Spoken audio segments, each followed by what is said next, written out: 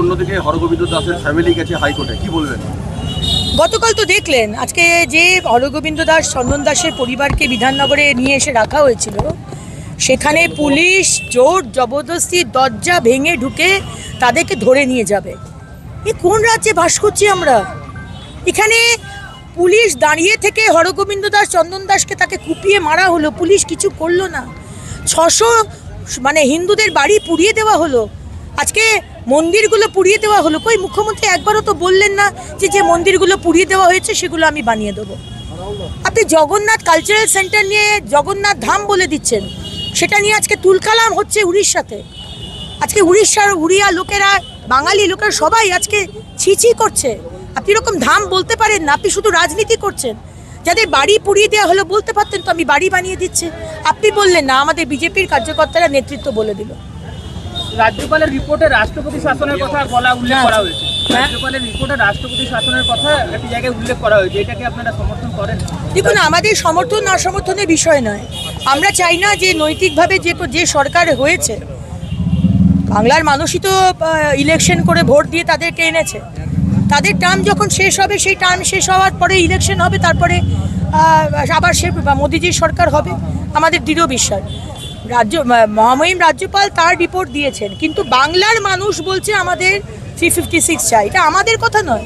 আপনি পানের দোকানে গিয়ে জিজ্ঞেস করুন, গরিব মানুষ সে একই কথা বলবে। আপনি ঠেলাওয়ালাকে জিজ্ঞেস করুন। হ্যাঁ, আপনি দেশ বিরোধী, আপনি দেশ বিরোধী মমতা ব্যানার্জি। আপনি প্রশ্ন তোলেন পুলওয়ামা বালাকোট হওয়ার পর, আপনি কংগ্রেস, রাহুল গান্ধী আর কংগ্রেসের মতো প্রশ্ন তোলেন সত্যি কি বালাকোট পুলওয়ামা হয়েছে?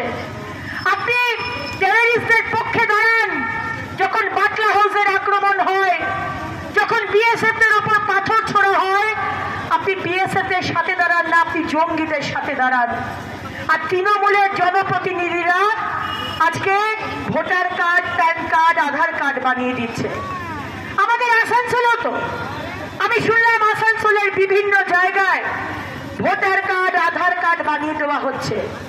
আপনি জাল সার্টিফিকেট, আপনাকে কোনো সার্টিফিকেট আপনার কাছে নেই, কিন্তু জাল সার্টিফিকেট আপনি কিছু টাকা দেবেন, আপনার কিছু টাকার দৌলতে ঘুষ নিয়ে সেখানে জাল সার্টিফিকেট তৈরি করে আধার কার্ড, ভোটার কার্ড বানিয়ে দেওয়া হচ্ছে।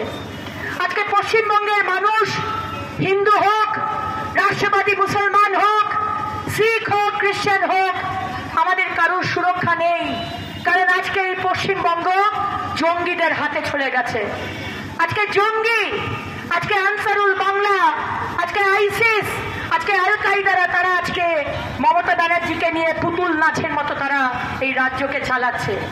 তাই আজকে ভারতবর্ষ, পশ্চিমবঙ্গে আজকের দিনে জেলার কাছে আমরা ডেপুট জমা দিচ্ছি যে আমাদের হোম মিনিস্ট্রি যে ডেট বলে দিয়েছে, ম্যাক্সিমাম 1 অলরেডি ডেট পেরিয়ে গেছে।